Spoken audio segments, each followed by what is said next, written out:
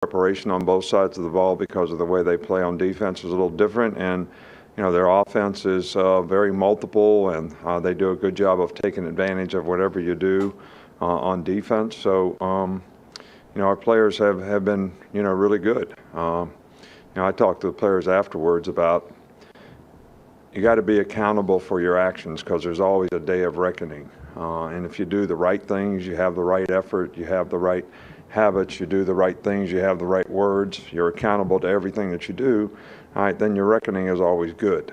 When you don't do that, sometimes things don't work out so good, when the reckoning comes. So, this is probably the first big game that we've had here for now like a year and a half because of last year's COVID.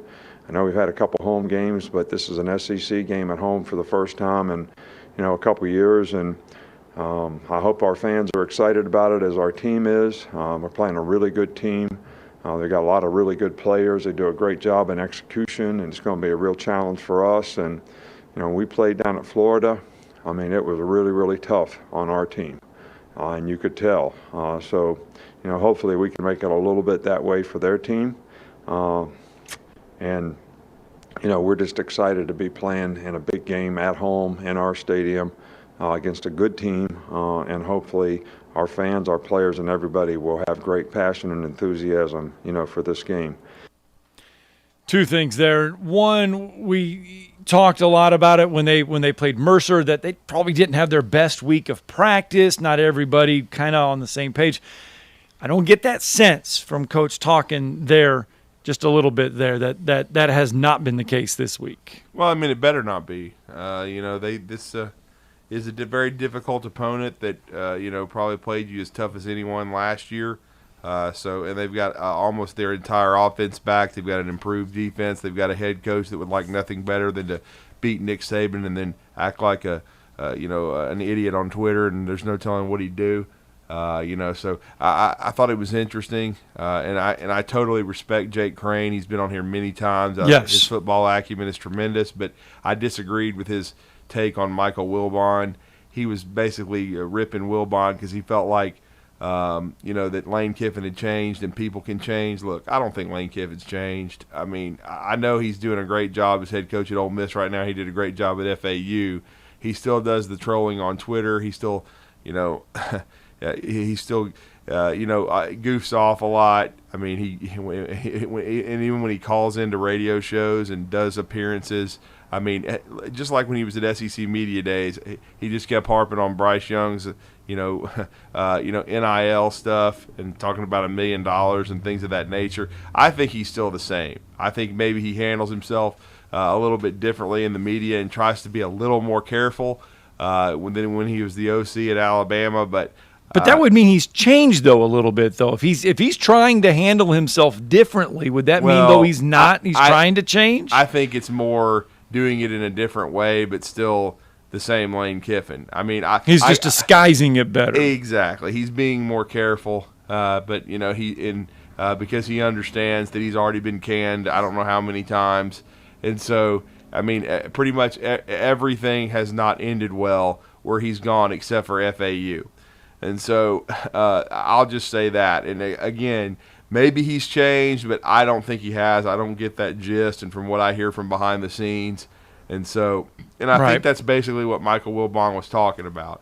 And I guess he doesn't think long term that he's a leader of men and going to be able to lead a program to prominence. But I will say this: Jake is right about one thing. He is wanted by other schools. I mean, there are schools right now that would hire him away from Ole Miss in a second if they had the financial wherewithal.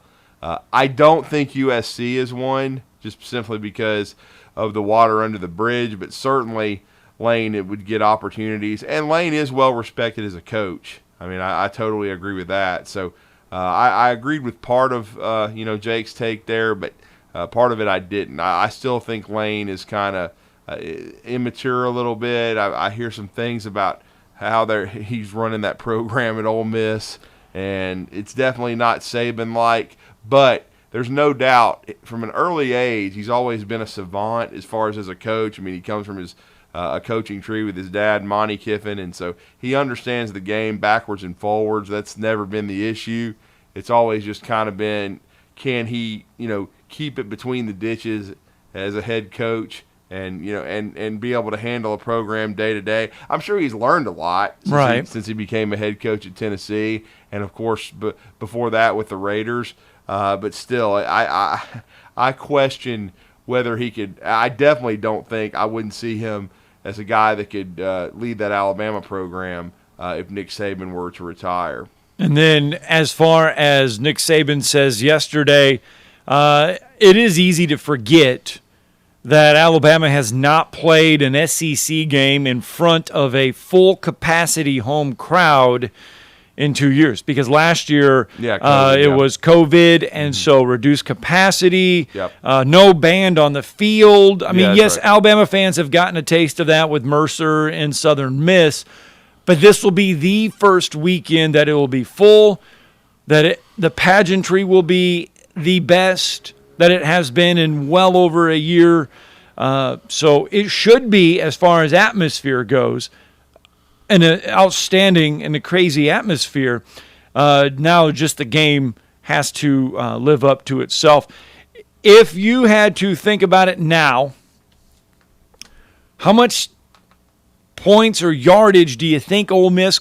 I mean, if at the end of the day on Saturday, when you guys do your tailgate or your reaction show on Saturday night, what do you think how well the Alabama defense will play? I mean, do you think they can limit Ole Miss to less? I mean, this is the top-ranked offense in college football right now, coming to Tuscaloosa, albeit against mediocre at best teams.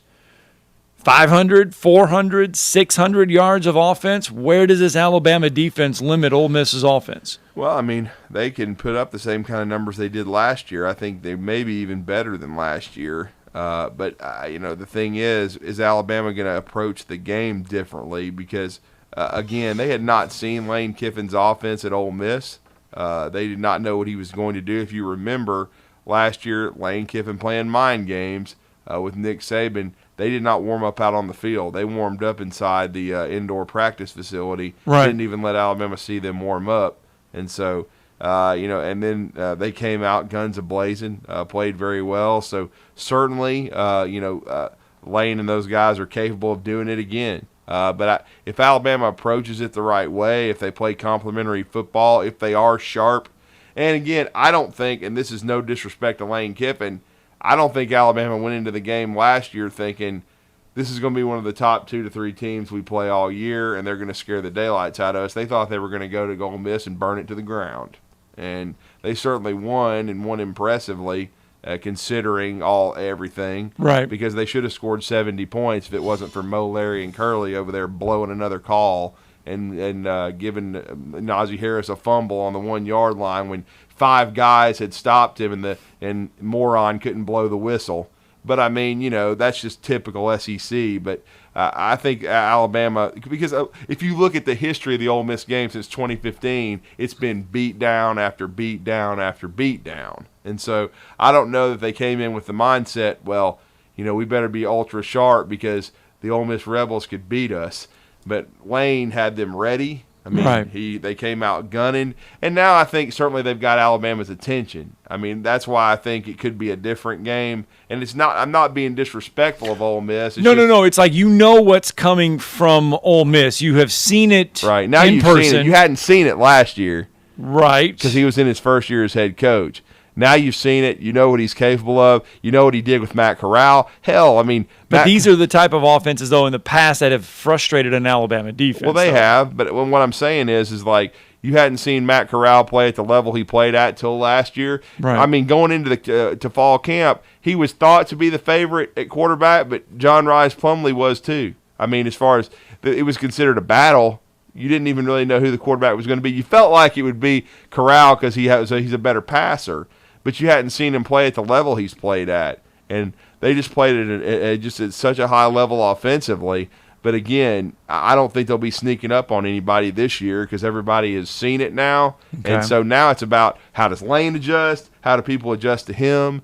And so if Alabama plays complementary football and can possess the ball, rush for 200 yards and protect it, not turn it over, I do think it can be a different style game this year, and I don't think that Ole Miss will put up 600-plus yards. But if Alabama's sloppy, if they get penalties, if they turn it over, I mean, that Ole Miss offense, they could run roughshod. I mean, and of course, if Alabama doesn't tackle well, they're fully capable. Like I said, if you look at them early this year compared to last, I mean, it's the second year in the system. So I think they're better because they've got so many. I know they don't have Elijah Moore, but, I mean, they certainly have Drummond. They have Braylon Sanders, They've got guys that are good in the system. So I think they're more than capable. In a game of chess, you look at it this way, it's Lane Kiffin versus Pete Golding. And then you have Bill O'Brien taking on the former DJ Durkin. So that is like the chess match as far as in-game stuff goes. How will Bill O'Brien adjust to a Durkin defense? How will Lane Kiffin adjust to a defense that's put out there by Alabama? How does Pete Golding adjust to Lane Kiffin? That's what I'm saying. What do Nick Saban and Pete Golding, what are they going to do to Lane? Yeah. I mean, I would be shocked if they, or if they do the same things they did a year ago. You got to change things up. I mean, Kiffin's so that's one of his strengths as a coach, is being able to, improvise on the fly. So you better change things up, because if you don't, I mean, he'll dissect you. All right, 256-576-4977. That is the number to the Neighbors Wealth Management Hotline. We welcome your phone calls and your thoughts on this Thursday morning. That is a little bit of Alabama there as the Tide do get ready to take on Ole Miss. And you did mention what does Alabama do and what do they do during the week. Nick Saban earlier this week did talk about the defense dropping 8 guys. Here is Nick Saban talking about dropping 8.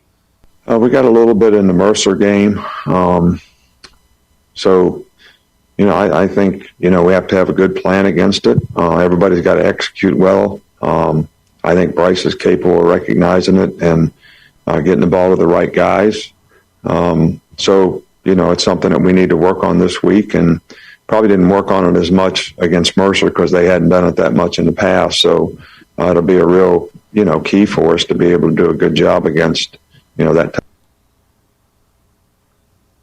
Oh, that was Nick Saban there talking about the defense is dropping 8, I guess, against Bryce Young. And what Bryce Young is going to see Saturday against Ole Miss, as they potentially will drop 8.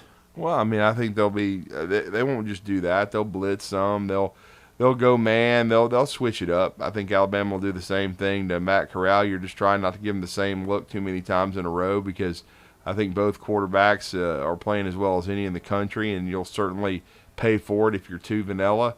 But certainly, when you looked at it, Miami did that. They dropped 8 right away. They were testing Bryce. I think Florida did the same thing. They wanted to take away the run and make him, beat them on the road, because he'd never been in an environment like that, and he was up to the challenge. So we'll see. I mean, there's no doubt that Bryce is playing at a very high level. He's getting more comfortable every game.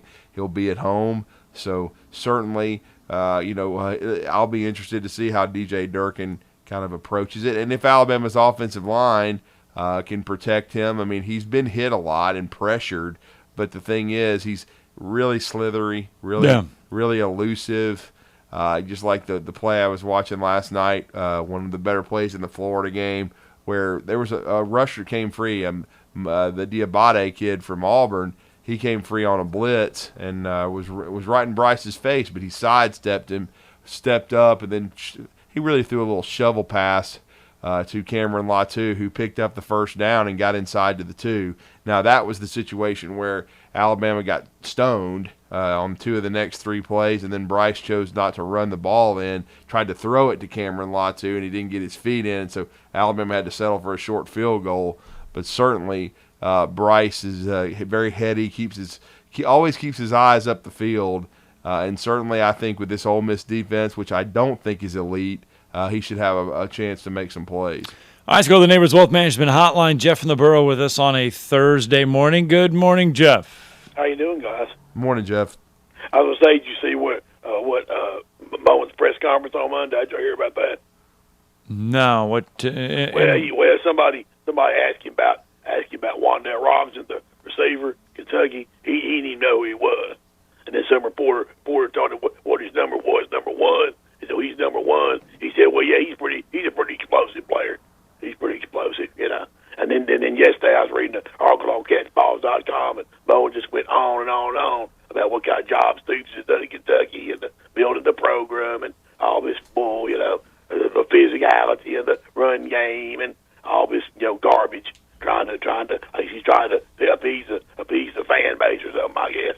Trying to appease Kentucky's fan base after what he said or whatever it is. I hope that Bowen doesn't know him till after the fourth quarter Saturday night. After Robinson gets about 3-4 touchdowns. Jeff, do you honestly believe that Dan Mullen doesn't know who Wandale Robinson is? Come on now. Coaches know numbers. He might not.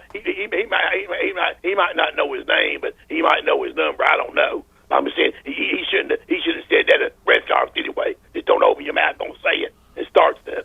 Don't even say it. Just say yeah, I know who he is or whatever. Just say that. Don't even open your big fat mouth and don't stick your foot in it. It's as simple as that. No other coach. How ironic is that? No other coach in America would do it. You think Nick Saban would do it? I don't know who that guy is. You think Saban would do something like that? No, he wouldn't do that.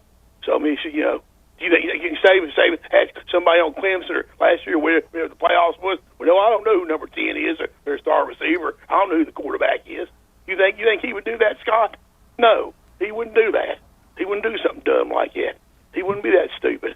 And then come back and say, well, yeah, he's doing a good job in Kentucky. Yeah, he's built that program pretty good. Well, tell me something I don't know. Tell me something I don't know. The guy's 41-24 since he went 12-26 the first 38 games. He's second all time in wins in Kentucky, and they got the most SEC. Which I know it ain't much for some people, 26, but still, he's done stuff like that. So I hope that we can prove it Saturday night and beat Florida, and maybe we'll get some respect around the league. Maybe we'll be 5-0 and things like that. Of course, there's certain people don't think we can do it up in Tennessee. We ain't got no talent. We can't play with LSU or Georgia either. So we might as well. So the next 2 weeks, we might as well just call Coach O and Coach Smart. That's what Stoops is going to do. Just call them up and say, "Well, we ain't coming to Athens. We ain't going to come down there. We're just going to get whipped. So we'll just go ahead and forfeit. We'll wait till the next week and everything like that." So but stuff like that. But I didn't want to tell you guys. It looks like the Braves are going to make the playoffs. You think they can beat the Brewers? Well, we'll see. They got one more game to go. Magic number of 1 after Max Fried gave him 7 great innings last night. They got an inning out of Matzik, and then certainly closed the door with Rodriguez, and then they swung the bats really well. Soler did a great job in the leadoff spot. Austin Riley continued his MVP candidacy, certainly. 3 hits from Dansby Swanson at the bottom of the lineup. So they've certainly outclassed Philadelphia, got a great chance to sweep them and win the division, which would be a heck of an accomplishment with all the injuries they've had to overcome, and then having to revamp the outfield at the trade deadline, and having to walk up the tunnel and just pray Will Smith gets them out. But that's just how it is. That's true. But they've been able to do that. Yeah, I just want to ask Scott. Scott, do you think we can play with Florida? Do you think we can play with them? Play with them, of course you can. Well, yeah, but do you think we can beat them? Well, you probably don't think so, do you? Well, why are you asking me if you already think you know my answer? What do you think's going to happen, Sarah? You think Florida's going to blow us out? No, I don't. Look, it all depends, though, on how Kentucky comes in, though. If Kentucky comes in and continues to turn the ball over, no, Kentucky doesn't stand a chance in this ball game. Yeah, I agree with that. Ain't no question about that. Yeah, they've got to fix that issue there. Obviously, Florida is a team that predicates itself on rushing the ball.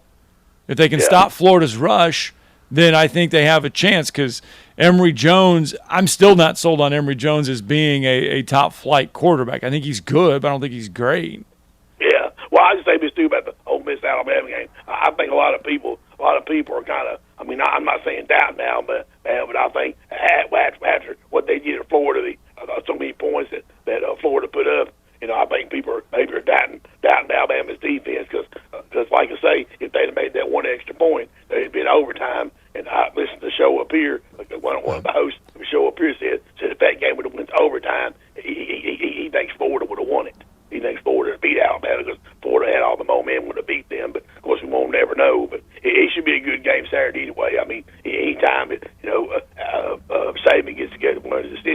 never has lost one. So, I don't know what's going to happen, but of course it'll be interesting to see what it does. But guys, have a great weekend and enjoy the Braves. See you. All right, thanks. Let's get a break in. When we come back, we'll continue talking ball. Tony Franklin has some harsh words to say about Auburn.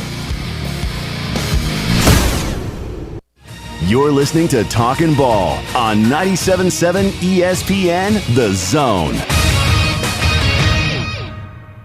Just got a wreck on 431. Sounds like it may be southbound near Sutton Road, right at the entrance to Lowe's. That one's coming in with possible injuries. Everything else looking good this morning, dealing with a heavy traffic load, but I don't see any other snags. You get 3 pieces of that crispy tender chicken and a buttermilk biscuit for $4.99 at Popeyes, University and Jordan, 72 and Jeff and North Parkway. Captain Nick and the Popeyes Skywatch Traffic Center. Sitting here with Mark Kent of Southern Fidelity Mortgage Group of Huntsville. Mark, do you help pre-qualify people? We pre-qualify people all the time, Wes. As a matter of fact, I love having them coming in here because when they come in and they pre-qualify, they can leave my office knowing exactly how much they can buy and have no worries. Mark, tell me about your rates and pricing. Well, Wes, this is something we're really, really proud of. Long story short is, I love being able to provide the best pricing in town. Honestly, I cannot tell you the last time I lost a deal to either rate or pricing, something I'm very proud of. So what all financing options do you have, Mark? We do several different things. If you're purchasing a home, we can handle the purchase. If you're wanting to refinance your home, of course, rates are at the lowest they've been in the last 3 years. We do a lot of refinancing. If you're building a home, we can handle the entire process from breaking ground to the final close. Do you sleep with your phone? Wes, if you want to reach me, you can call me at my office phone, which is 256-562-1000. But always remember, I sleep with my cell phone at night. That number is 256-656-5936. Are you in the market for a recreational vehicle? Do you want to get out and see more of this beautiful country? Well, imagine hearing the laughter of your little ones enjoying gooey s'mores by a cozy campfire and making lasting memories with your friends and family from the comfort of a new camper. We can make your dreams come true at Hall's RV. With over 15 years in the camping business, we know how to get our customers into the perfect camper. We have several models and floor plans here for you to choose from, both new and used. We're family owned and operated with fantastic deals and great service. Everyone wants to work with people they can trust, so come on down to Hall's RV and get the deal of a lifetime. We'll treat you right and get you on the road in the camper of your dreams. Visit us on Highway 431 in Albertville. Hall's RVs, where we sell fun. Or see us on the web at www.hallsrvsales.com. This is Wes Neighbors sitting here with Ann Adams. Ann, I understand you have some exciting news. Yes, Wes, I do. Berkshire Hathaway Home Services was just recognized in the 30th Annual Harris Poll Equitrin as the Real Estate Agency Brand of the Year and the most trusted real estate brand. That is awesome news, Ann. Great companies in Huntsville, Alabama, winning awards is what we want. Is it a great time to list your home? Yes, it is. The inventory is low and the market is heating up. And I understand you're also looking for agents. I am. We are so busy, Wes, we need agents to keep up with the demand. Ann Adams and Rise Real Estate has been doing business in North Alabama for the last 35 years. If you want to do business with someone you can trust, she has been writing contracts since she was 9 years old. Call Ann today at 256-337-2625. Susan, it's so great to finally be able to get together again. Oh, it sure is. And I really appreciate you picking up the bill. I'm happy to. I've got the extra cash. Since we've all been driving so much more again, I've been using Get Upside, the free gas app that pays you cash back for every gallon of gas you buy. Wait a minute. Are you saying you actually get paid cash when you buy gas with the Get Upside app? Yes, up to 25 cents a gallon. Cash back every time I buy gas. Does that actually add up to anything? Some months I make $200 to $300. Wow, that's serious extra cash. I'm downloading the free Get Upside app now. Download the free Get Upside app now in the App Store or Google Play to save up to 25 cents a gallon when you buy gas. Use promo code BOOST for a 25 cents a gallon bonus on your first tank. That's up to 50 cents a gallon on your next fill-up. You can cash out anytime to PayPal or an e-gift card for Amazon and other brands. Just download the free Get Upside app and use promo code BOOST for a 25 cents a gallon bonus on your first tank. That's code BOOST.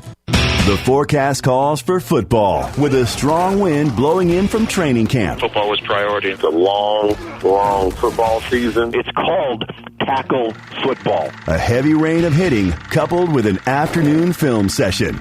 Listen to all the coverage on 97.7 ESPN The Zone.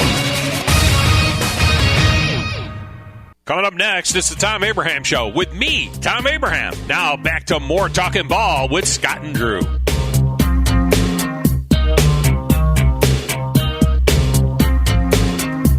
All right, 7:30 on a Thursday morning. Welcome back to Talking Ball 97.7 ESPN The Zone. And as I mentioned at the top of the show, and I mentioned earlier, former Auburn offensive coordinator Tony Franklin, he's made his rounds through college football. He's been at, I believe, Kentucky. He has been at a lot of places.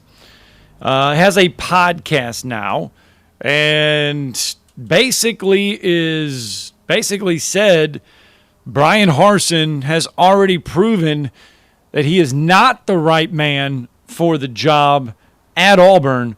And Drew, this is what he had to say about the Auburn football team this year. And your team is bad. You got a bad Auburn team. Now, you have to understand what does that mean that I have a bad Auburn team? What exactly does it mean to have a bad Auburn team? A bad Auburn team is a team that cannot compete with Alabama, cannot beat Alabama, has no chance to beat Alabama. And every single human being sitting in the stands, in the plains, every single human being watching you go to Penn State, and especially every single football coach that understands and really knows the game, knows that this Auburn football team has no chance to beat Alabama. So the whispers are already going. And the whispers always get back to those people at Auburn that pay you over $5 million a year. Tony Franklin on Auburn. Well, I mean, I disagree with Coach on this. I don't think that Harsin doesn't have a backbone. Matter of fact, I think it's asinine to say that, because if he didn't have a backbone, he sure as hell wouldn't have benched Bo Nix, who is as deeply rooted in Auburn as anyone is, and he benched him due to ineffectiveness against Georgia State and brought T.J. Finley in. And just because he fired the wide receivers coach, look, I took that to mean, and was it shocking? Absolutely. But that he wanted to get his guy that he trusted in the job, and that has been his OC, at Boise State, has been, a wide receivers coach for 14 years, someone that he trusts as far as teaching technique and getting more production out of guys. And so I just felt like, because again, Cornelius Williams is a state of Alabama guy. He didn't go to Auburn, but he went to Hoover High School. He went to Troy. He's well known throughout the state. Brian Harsin is not a guy with ties to the state of Alabama, but it could have been politics as the reason he got hired or the reason you keep him. But he had enough stones to say, look, I don't like where this is going. Right. I want my guy in here teaching these guys. And so he had enough gumption to do that. I don't think he caved to anyone. Auburn boosters aren't going to want, his former OC at Boise State in that job. They'd want, somebody with Auburn ties or somebody with state of Alabama ties naturally. So again, I didn't take it as caving at all. I took it to really be a show of Brian Harsin saying, look, I'm going to do this my way. I'm going to get my guy in there, Eric Kearsau. I hope I'm saying that correctly. But again, he wanted to get his dude in there, and that's what he did. And then to go ahead and also make the change at the quarterback position with a guy that's an Auburn legacy, whose father played there and everything. Certainly that takes guts to me. He could have easily left him in there. Well, Franklin wasn't done. Here's another excerpt. You broke early. Holy crap. How early was it? 4 games in. 4 games in. Just like, I don't know, I started to say a Little League coach, but I don't think a Little League coach fires assistant coaches that early on. Your offense and your defense are soft. They don't play hard, and they're not very good. They're not very talented. If they played the hardest they could play, you could be a middle-of-the-pack SEC West team. Maybe second or third in the division, maybe fourth, something like that. The way they play right now, if you don't get it fixed, I don't know if you can win a game in the SEC West. Tony Franklin. Yeah, I mean he's making his point and making his takes, and right now they are playing soft. They didn't play very well against Georgia State. That's certainly accurate. I didn't think they played soft the first 3 games, including at Penn State. Did they make a questionable call offensively on the fade route in the end zone to have a chance to score a touchdown and then go for 2 and tie it? Yes, certainly they did, but I thought they played hard in that game. I thought they competed. I do think this is a huge fork in the road game at LSU. If they can win this game as I've predicted they would, we'll see if I'm right. Then I think they could have a pretty decent season. But if they lose this game with the way the schedule sets up going forward, it's going to be difficult regardless. But if they can get some confidence by winning at LSU, get some direction, and if they galvanize with this coaching staff, then I think they could. As I said, I didn't have high expectations for Auburn coming to this year. I think I had them 7-5, 8-4 max. Right. But I mean, Tony's basically saying they're going to go over. I don't know about that now. I don't know that I do think they have more talent than they showed against Georgia State, certainly. And again, Tony, is opinionated and giving his thoughts, and he certainly coached a long time. But I think he's wrong about the Carson caving to the boosters, and I think he's wrong about their talent level. I don't think Auburn is that bad. I think they're mediocre. Now, I don't think they're in the class of South Carolina. I don't think they're in the class of Tennessee. I don't think they're in the class of Vanderbilt, certainly. I just think they played poorly in one game, and Tony Franklin's just sort of piling on, and he'll never admit it, but part of him's bitter because he got his ass fired by Auburn. Now, he says he deserved it, but yes, even if he says that, he's still got to be bitter about it because he got canned in the middle of a season after everybody thought he was going to revolutionize Auburn football, and all he did was run it into a ditch. All right, let's get to the Neighbors Wealth Management Hotline. Spencer's with us real fast. Good morning, Spencer. Just real fast, Scott? You just want me to be real fast? Well, no, I mean, yes. Can I be as long-winded as Jeff from the Bayou? Please don't. I tell you what, man, he's a trip. I love that comment he made about somebody putting their foot in their mouth. I wish Jeff would do that from time to time, man. Just take that big old stanky sock off your foot and stick that bunion square inside that, and then just bite on down and suck on it, man. Okay, just do that for me, Jeff. So, you were talking to Jeff, Scott. You mentioned Emory Jones. Did you happen to hear what Stephen A. Smith said about Emory Jones earlier this week? I did not. What did he say? He said Emory Jones is a better passer and a better runner than Tim Tebow. And he finished off with, he said Emory Jones, and I'll quote this, or, paraphrase, Emory Jones is better than Tim Tebow. He's a better passer, he's a better runner, and he's black. Now, what in the world does his race have to do with that? Why does Stephen A. Smith always have to throw that into the equation, man? I don't understand that, dude. I don't think he's I wouldn't necessarily say that he's exponentially better, definitively better than Tim Tebow in either case. Certainly I think Emory's a good player. That's not it, but I mean, Tim Tebow put up a lot of numbers and threw the ball really well in college and ran the ball really exceptionally well. I mean, that's putting Emory Jones at like Heisman level. I think some people are kind of having selective memory with how good Tebow was. He was a transcendent player in college. Now, just because he didn't translate to the NFL, that doesn't mean anything. It has nothing to do with the college level. But he was a great, great player in college, and that's just a little bit too soon to be saying Emory Jones is just as good as Tim Tebow, because he's done a couple things maybe record-wise that Tebow did, but I think you need to let that play out. It's a little bit early for that. Man, yeah, Tim Tebow redefined the quarterback position in college. The jump pass wasn't even a theme before Tim Tebow got there. And the reason he was able to do the jump pass was because they were forced to guard the running quarterback. You don't have to do that anymore. I mean, I don't know of any other quarterback where you have to specifically put a linebacker, hey, your only job is to watch that quarterback. That's your only job. They don't have to. There's not too many quarterbacks out there today where you have to, spy the quarterback and prevent him from running the ball like you did Tim Tebow. Yep. Emory Jones, you ain't got to do that against Emory Jones. He ain't that guy.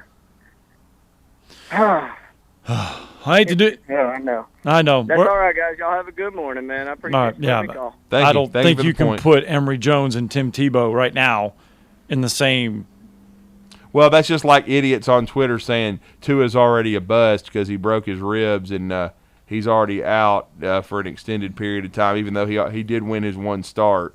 And then he won, 6 starts last year. But they're trying to call him a bust because he's not on the field right now.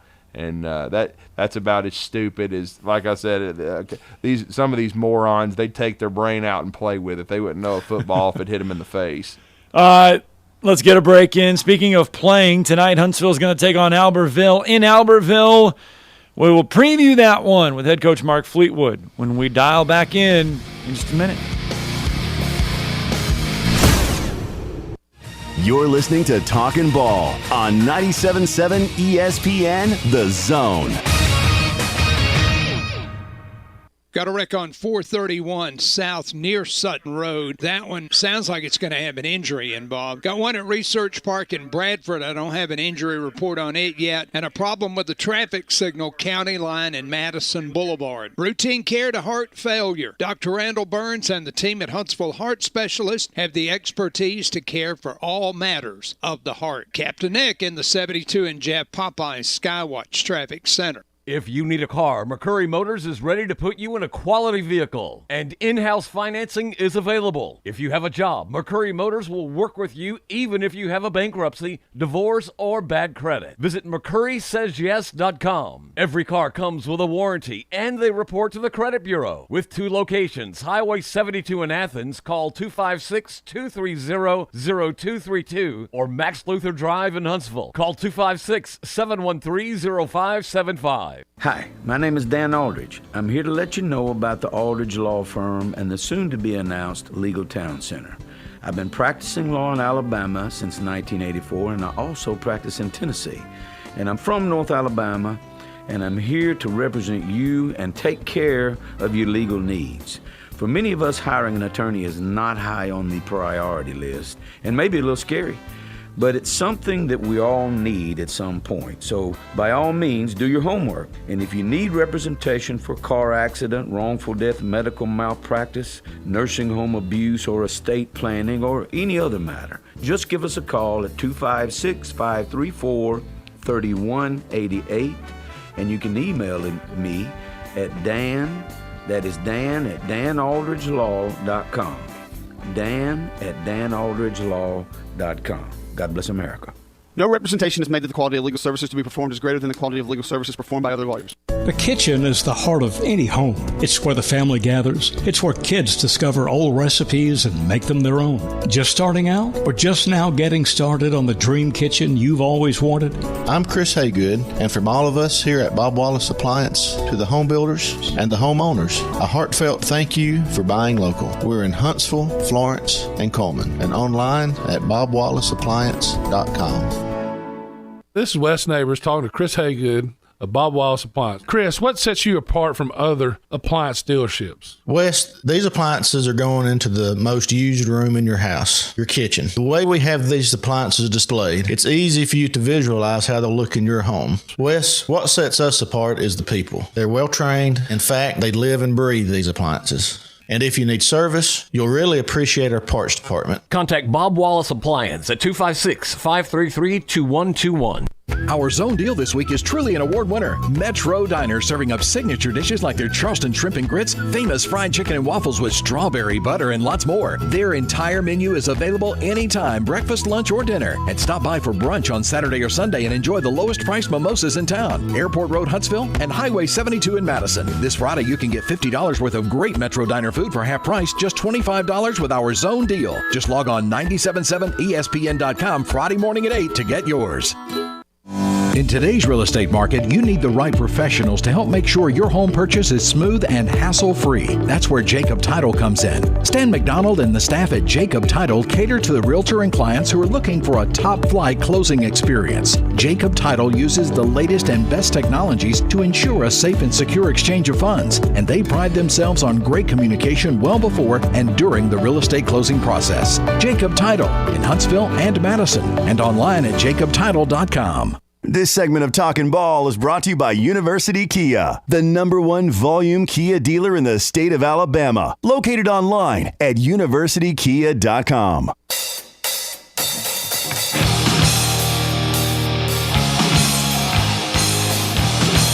And welcome back to Talkin Ball on 97.7 ESPN The Zone. Tonight, another night for high school football. And in case you missed it, and if you've heard the promo where we talk about the fact that we got Huntsville High football on tonight, don't forget, yes, it'll come your way on 97.7 ESPN The Zone after Hey Coach, but you'll be able to hear the kickoff on Zone 2. So make sure you have the 97.7 ESPN The Zone app. At 7 o'clock, you can tune into Zone 2 to hear the kickoff of Huntsville and Albertville. And then once Hey Coach ends, you'll be able to hear it on 97.7 ESPN The Zone. But we'll have the entire game for you. Just make sure you click on Zone 2 beginning at 7 o'clock. Yeah, no question about it. The Huntsville Crimson Panthers looking to get a big 7A Region 4 road win and stay in the playoff chase, because before we went to the bye, and pretty much everyone was on a bye last week, it was interesting because Florence lost at home to Bob Jones. The Patriots went on the road, got a huge win, and so it's really got the region up for grabs. We know James Clemens is still undefeated. They've done a great job under Chad McGehee in his first season, and we know LaRon White's got an unbeaten team at Sparkman, but everybody else is just kind of bunched in there together, and there's been some outstanding games. Certainly Huntsville has turned it around offensively in the last couple of weeks. Now looking to make some adjustments defensively and looking to go on the road and get a big win. And Coach Mark Fleetwood is going to join us now with his weekly visit here on ESPN 97.7 The Zone. Coach, I hope you enjoyed the bye week. Good morning. How are you? I'm doing good. Yeah, we enjoyed it. We needed it. We got had some bumps and some bruises, and it gave them a little time to heal. Mm-hmm. Coach, I'm curious, how do you treat the bye week? Some coaches like to go back to the beginning and the basics and the fundamentals and spend some time there.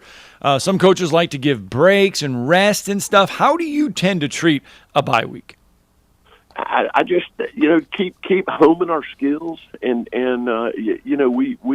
we practiced 3 days. We ran 2 of them. The other 2 lifted, and just try to continue what we're doing, and maybe not as long, and then the guys that are injured, give them a little bit of time to sort of heal, and just try to get it to where you don't lose, we don't lose our some momentum that we're starting to gain. I think that was the important thing for us. Mm-hmm. Exactly, Coach. And you talked with us on the many times about how you felt like the offense was coming around. It certainly played at a very high level the last couple of weeks. Then unfortunately had some bad luck, and that's football sometimes. Your young quarterback Stone Lawless went down against James Clemens, but it opened up an opportunity. Now your backup is very capable. Jackson McClung came off the bench, threw a 92-yard touchdown. You still had a chance to win that football game. What did you take out of the James Clemens performance? Well, I think it. I think it once again. To be where we were at the end. There's no moral victories or anything, but to have a chance to win the game there, and us trying to find a way to do that. It happened 2 weeks in a row against 2 really good teams. So I think in the long run and looking down the road for where we're trying to go and having this off week, I think it's sort of, even though we lost the games, it made a statement to our guys there of what we're capable of really doing, and then try to build off of that. Get into the off week, have 3 good days of practice, and then let's get right back into this thing with 4 region games left, and anything can happen, and you sort of can control your own destiny here week by week. Yeah, and you mentioned get right back into it. So you look at the last 2 games, 49 and 40 points respectively offensively. When you get out there tonight with Albertville, do you just how easy would it be to just start throwing that ball down the field and attacking and trying to put up points to press a little bit? Or coming off the bye week, you got to kind of ease into it a little bit to kind of slow that game down?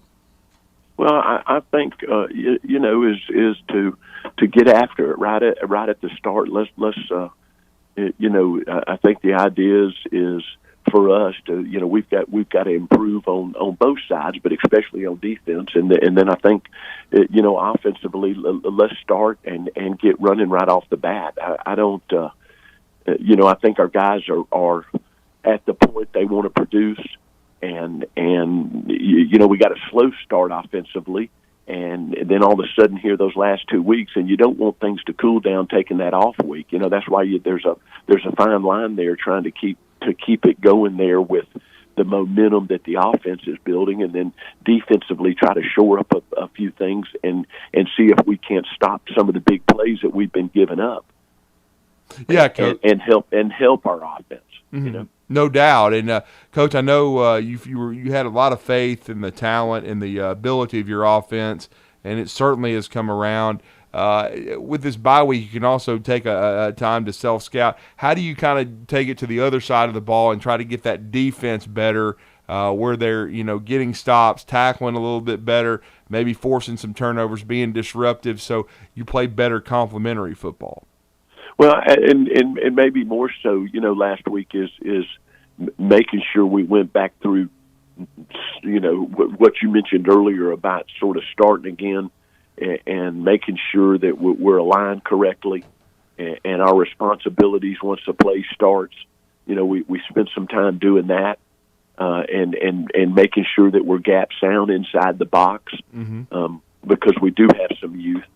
So, I don't think you can ever do any of that stuff enough in practice. So that's what we really focused on is trying to make sure that we, formation by formation, here's where we need to be aligned and here's how we play it.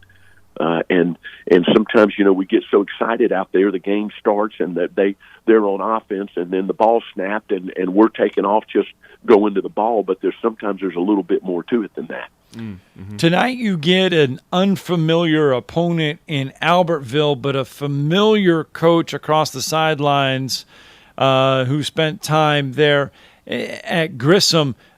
Obviously, his style, but you don't know the team very well.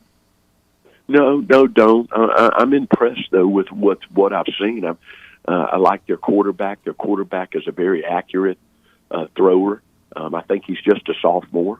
But he knows to do. It looks like to me that he knows what he's doing, operating that offense. And I've really been impressed. They're moving the ball around to different people and to different receivers. So it'll be a learning curve too, because we haven't played them in the past. But when I think you're going to see a really tough team and trying to. They run the ball and throw it. It's about 50-50 in their attack. So, there will be a learning process in that, in the fact that we haven't played them before. But, as we have sort of said to our guys, that, listen, it's the next one. It doesn't matter what the record is. None of that matters. We've got it. We're going in for the W, and that's what we're aiming for here. Yeah, Coach, and as you kind of restart this season after the bye week, certainly you weren't satisfied with the results of the first half of the season, but you still saw some improvement, especially on the offensive side of the ball. And I would think that philosophically your approach with the players would be trying to go 5-0 in the second half and just be 1-0 each week. That's exactly the message that was given after the James Clemens game in the locker room there, and what it may look like is, and then where we really are, and then what's left. So that's what our plan is. We just gotta worry about Albertville. That's all, and we've got them tonight, and then after that game we move on to the next one. Mm-hmm. And let's don't try to put too much other than let's go week by week and handle our business at hand. Well, Coach, how does Huntsville get that win tonight? Well, I think the turnover thing. We've been somewhat unlucky. We've had some tipped interceptions, balls we should catch, and I think if we can get away from that and then giving up the big play on defense, I think that will be the key tonight. And Coach, I also know one good thing about a bye is you can kind of get some guys healed up. Stone went out of the last game, nicked up his ankle a little bit. How is the health of the football team right now as you head to Albertville later tonight to take on the Aggies? Yeah, we're pretty good. We've had a chance for some of our guys that had the bumps and the bruises, and Stone was fine after the game. I mean, he got through that. He twisted his ankle pretty good, but of course he iced it and did what he was supposed to do, and then had a good week of practice and was moving full speed last week. So we're in pretty good shape there, as far as the injury thing. Mm-hmm. And that's good heading into this game. And as you said, the turnovers are going to be huge tonight, and then of course continuing to play at that level offensively. And Coach, I know. But you got to be excited to get back out at it too. I know fall break is coming up for your program and for the school, but the kids, I know they're, they've shown a lot of grit and a lot of fight, because it was so heartbreaking the way the Bob Jones game turned out. But I thought even though they fell behind against James Clemens, they continued to battle. Now you just want to see some fruits for your labor a little bit and try to get a road win tonight. Correct. That's exactly what it is, and then all of a sudden, it has a way. It has a way of making you forget the first half if you get on with business and week by week here in the second half.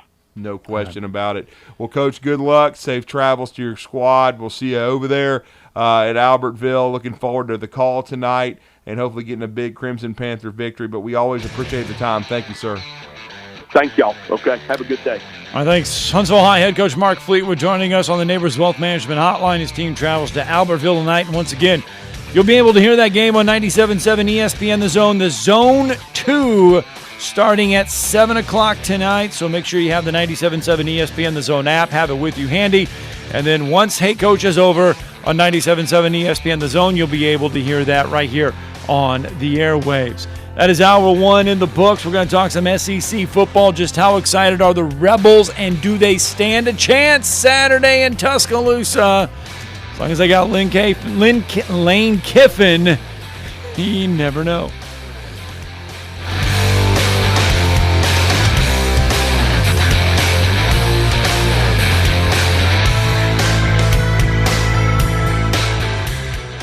What can you expect when you shop for a firearm at Bullet & Barrel? Expect great prices. We specialize in quality over quantity. Expect great service. Our professional sales staff is never pushy. We won't talk you into something that doesn't fit your needs. You have the right to make a smart, informed decision. Expect Bullet & Barrel, Alabama's only 5-star indoor shooting range, to support you after the sale. Bullet & Barrel, 3252 Lehman Ferry Road. Like or follow us on Facebook. Come see us soon. At Bryant Bank, we believe your goals are worth chasing, and every step along the way is worth celebrating. From your hopes for the future to the challenges that keep you up at night, we're here for you. Bryant Bankers put care into action to help you live legendary by stepping up when you need us most and doing what's right even when no one is watching. Come experience a local bank whose people greet you by name and treat you like family. Bryant Bank, member FDIC. WZZN, Union Grove, Huntsville, Alabama. 97.7 ESPN The Zone. Good morning from the traffic center. Got a wreck southbound Research Park near Bradford. That one's got injuries. Madison Boulevard in Governor's West is coming in as a no injury. Had an injury report 431 South near Sutton Road, and reports of a traffic signal problem County Line and Madison Boulevard. Snelling Medical has opportunities for experienced medical assistance. Huntsville.snelling.com. Captain Nick in the Jordan Lane Popeyes Skywatch Traffic Center. From the Fox 54 Weather Center, I'm Chief Meteorologist Jordan Dressman. A partly to mostly cloudy sky this afternoon across North Alabama, southern Middle Tennessee. Temperatures hanging out in the lower 80s. Opportunities for scattered showers, maybe even a couple of thunderstorms. The best chance for that is going to be locations west of the I-65 corridor. If you're east of the I-65 corridor, especially across far northeast Alabama, your opportunities for rain are actually quite small. A warm, humid night across North Alabama, southern Middle Tennessee. Temperatures only dropping into the mid and upper 60s. I'm Chief Meteorologist Jordan Dressman on your home for ESPN Radio, 97.7 ESPN The Zone. This is Brent Musburger's VSiN Action Update on 97.7 ESPN The Zone. Simple Green is perfect for making your auto, RV, cycling, boating, and other sporting equipment look like new. Visit them at simplegreen.com. College football tonight in the ACC. Virginia traveling to take on Miami. Cavaliers 0-2 in conference play and looking for their first win. Canes playing their conference opener. Miami a 5.5-point home favorite. The over-under 62.5. The latest odds for Defensive Player of the Year, Myles Garrett of the Browns, now the odds-on favorite, plus 400 odds, followed by Aaron Donald at plus 450, Chandler Jones at plus 1,200, and Jalen Ramsey, TJ Watt, and Nick Bosa each at plus 1,600 odds. NFL Thursday night, the Jaguars at the Bengals. Cincinnati the home favorite, minus 7.5, the over-under 46. Jacksonville 0-3 outright and against the spread. Bengals 2-1 against the spread and outright. I'm Trey Westerberg, 97.7 ESPN The Zone. Log on today, 977ESPN.com.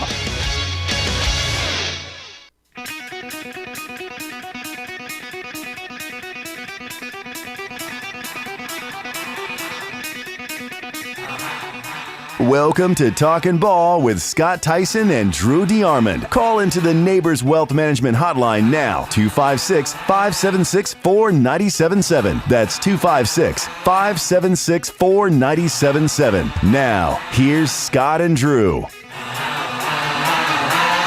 Just like that, hour two is off and running on 97.7 ESPN The Zone. Talking Ball with you, and earlier in that first hour, we did get you ready for another weekend of SEC football. It is a glorious weekend for college football, and I say glorious weekend because there are great matchups all around. Arkansas, Georgia at 11 a.m., Tennessee, Missouri at 11 a.m. Later that night, you got Florida, Kentucky at 5. You got Mississippi State, Texas A&M at 6. And then you got Auburn and LSU at 8 o'clock. And sandwiched in between all of that, a game you'll hear on 97.7 ESPN The Zone. You've got Ole Miss and Alabama at 2:30 right here on 97.7 ESPN The Zone. And boy, oh boy, if last year didn't happen, Drew, if we didn't have the shootout that we had there at Vaught-Hemingway Stadium between Alabama and Ole Miss, how attractive would this year's game be? Well, I mean, I think no matter what, because of Lane Kiffin and the previous working relationship with Nick Saban, this would be polarizing and be a matchup people would be fascinated to watch. But due to the fact that Ole Miss played at such a high level against Alabama, last year and nearly beat the Crimson Tide and really scared them, unlike anyone except for Florida, then I think it makes it even more intriguing. And because of the way Ole Miss has played the first 3 games of this year. Certainly it hasn't been the most difficult of schedules, but they've certainly handled business. They certainly looked better than Oklahoma against Tulane with what they did offensively. And with Lane Kiffin and, the way he is with the media and always keeping people on their toes, it's just a fascinating matchup to have him come back inside Bryant-Denny Stadium for the first time as a head coach since he brought the Tennessee Vols there before he ever worked, for Nick Saban. So it's going to be a really interesting ball game, and who better than to help us break it down? And you can hear him from 3 to 6 on Sports Radio WHBQ with Gabe Kuhn, and it's Sports Time with our next guest, and he's also pre- and post-game with the Ole Miss IMG Radio Network, and that is SEC historian, as I like to call him, Brett Norsworthy. Brett, man, I hope you're good. I know you're looking forward to this and your trip to Tuscaloosa. You're with Drew and Scott here in Huntsville. Good morning, sir. Love being in Huntsville with Drew and Scott. Good morning to y'all. And Scott, you're so right about this schedule this Saturday, just in the SEC, but around college football. I thought September was the best September in my life in college football, and I don't say that every year. A couple of years ago, it was just a blast furnace hot. You hardly could enjoy it, even if the games had been good. And then last year with COVID, but this September was spectacular. Now we get into the good stuff, and Ole Miss and Alabama. Lane Kiffin, first time since '09 as a visiting head coach, and what a contrast in styles and probably in the game that we'll see Saturday from that game in '09. I mean, that was still big shoulder pads and tailback and tight end football that day, and it won't be that Saturday. Now, if I remember right, I don't think Tennessee stood much of a chance against Alabama that week that Lane Kiffin brought them in. Obviously, the Mount Cody blocked field goal and everything. We all know how that one played out. But it seems like the experts in Vegas and everybody around wants to give Lane Kiffin more of a punching chance this time around than what he did back in 2009. Yeah, and Scott, I think you alluded to last year being a lot of that, and these first three games.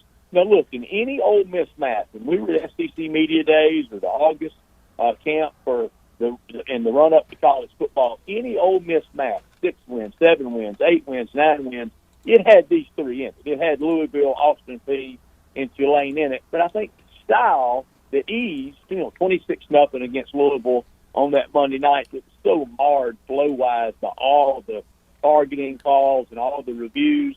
But really dispatched of Louisville quite easily. I didn't think Louisville was very good at all, but they've ended up, having some decent wins since then. Then Austin Peay, FCS opponent, and then against Tulane. And Tulane was at the end of their magical mystery tour, trying to get back home after being displaced from Hurricane Ida. But it has been easy. The Ole Miss defense is definitely better. I still think it has a chance to be good. There's a difference between better and good. And Saturday's the biggest test case for it. Well, and you told us this back when we previewed the season, Brett, just a few weeks ago. You said you felt like when we were getting ready for that game against Louisville that this Ole Miss defense would be improved, and in your mind being the top half of the SEC. So far, so good. Chance Campbell has certainly been a newcomer that has made a big impact since transferring from Maryland.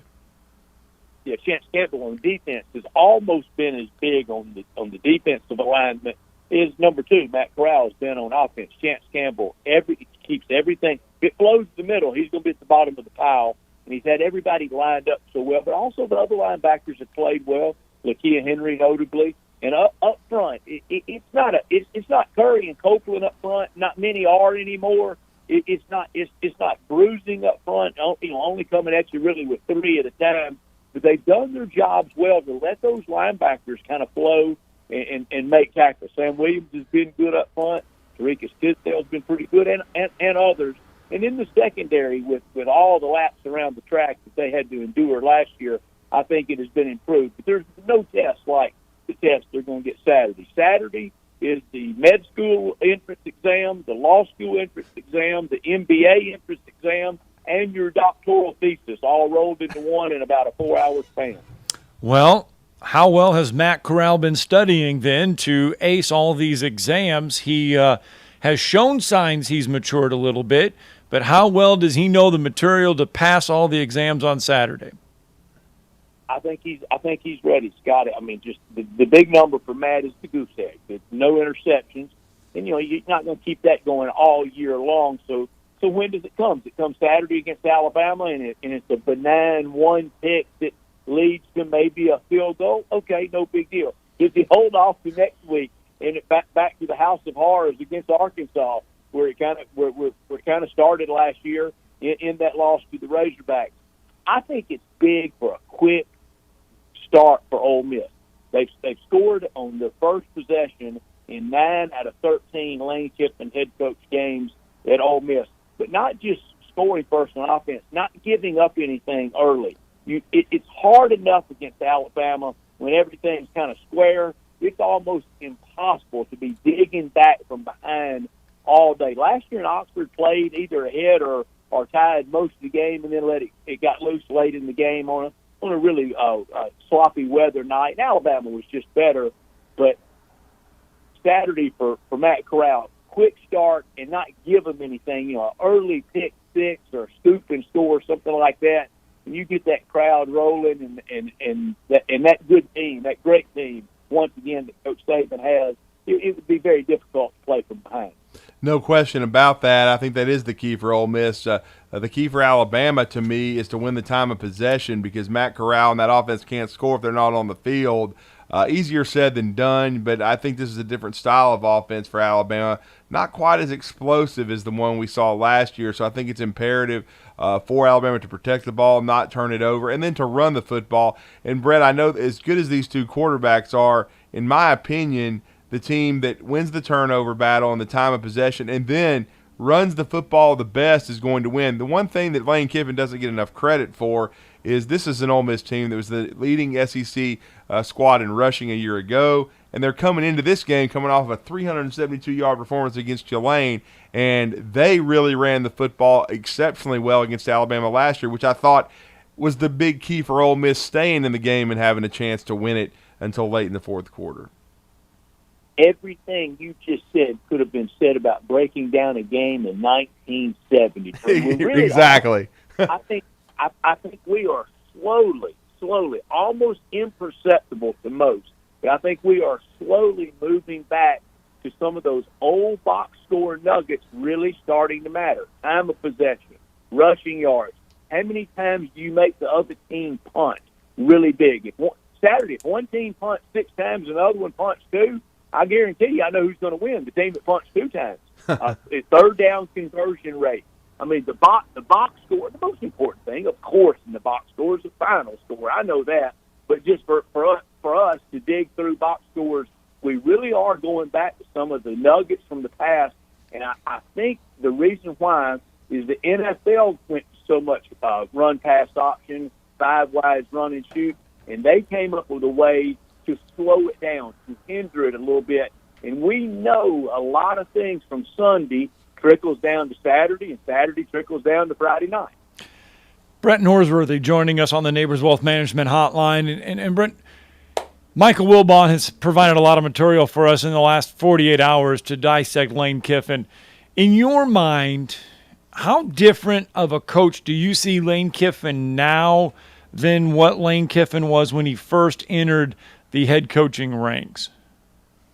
Well, maturity and going through the Alabama system, seeing the greatest of all time and how he does it and approaches it every single day. It was so good for him. And at that time, he needed Nick Saban much more than Nick Saban needed him. But both of them grew from it. Coach Saban and effusive in all his comments on how much offense he learned from Nick Saban. It just goes to show you can always learn something. The great Stewart, I thought the great aspect of Coach Bryant was how he handled from segregated football to real integration. He handled it as seamlessly as any head coach out there. A lot didn't. A lot were resistant to it. He wasn't. He did it. He did the right thing, and he did it the right way. Nick Saban, how he did this offensive assimilation, how he went from the ultimate, he is the ultimate defensive coach, to knowing we got to have a 40-point offense. And he did that with Lane Kiffin. And what Lane Kiffin did in 2014 with a great young man, a great person, a great man, and a really good team guy, what he did with Blake Sims that year, it should hang in the coaching loom. And, Brett, I've got to say this, too. I think another factor in this game that's going to be huge in the outcome is red zone defense, too. If you can hold one of these two offenses to a field goal, I still think that should be considered a victory. Yeah. Field goals won't go a long way Saturday, but if you have to knock them through. And if you can hold that other team to just a field goal, that's a win. Yeah, I don't think there's any doubt about that.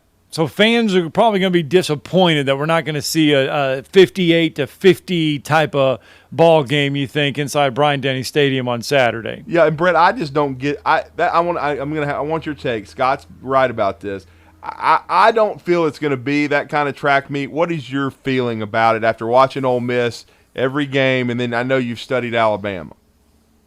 Yeah, I just don't think it will be anything like last year from weather to even right now for Bryce Young to have the kind of game that Mac Jones had last year, and I don't think Alabama's going to allow Matt Corral to have that kind of statistical game as last year. I think it'll be something in the 30s.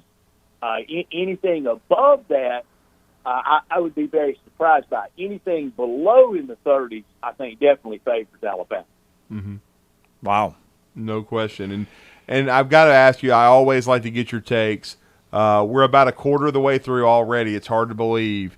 But your thoughts on the SEC, it really looks like that Ole Miss has a chance to be an upper echelon team in the Western Division right now. And then Arkansas, to me, has been the biggest surprise in the league, the way they solidly whipped Texas and Texas A&M. So right now, I still think Alabama's looked like the real deal. But Ole Miss, Arkansas, they're making a case right now to jumping over some squads like the LSUs of the world and Texas A&Ms that maybe we weren't expecting. Yeah, we've got golden opportunities for three places that have always wanted the respect, have wanted the validation. Well, you get that by winning football games. This weekend with Arkansas going to Georgia, Ole Miss going to Bryant-Denny Stadium, and Kentucky hosting Florida. All three of those places, you can clamor, you can want respect, you can want the validation from the Michael Wilbons in the world. There's one way to get it. You go between the hedges and win. Arkansas probably goes to number one next week. If Ole Miss goes to Bryant-Denny Stadium and gets a win, they fall to what, 3 or 4 at worst. In Kentucky, Mark Stoops just keeps on winning and chopping wood and plodding along. But you got to win. You can't just say respect me. You got to earn it. Mm-hmm.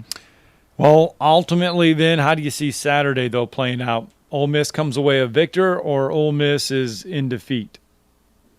I'm going to reserve all predictions for Saturday. I'm not going to write it. I'm not going to let the radio guy write a check that Coach Lane Kiffin's football team has to cash. I'm going to save all predictions for Ole Miss pregame on Learfield and down the Ole Miss radio. That is very diplomatically done, my friend. But I will say this: do you think, or do you like Kentucky or Arkansas? I don't think Arkansas will win, but I think it will be under the number. I don't think either will win Saturday, but I think they both will be very representative and will gain some respect in defeat. Mm-hmm. If you're Brian Harsin, who do you start in quarterback, TJ Finley or Bo Nix?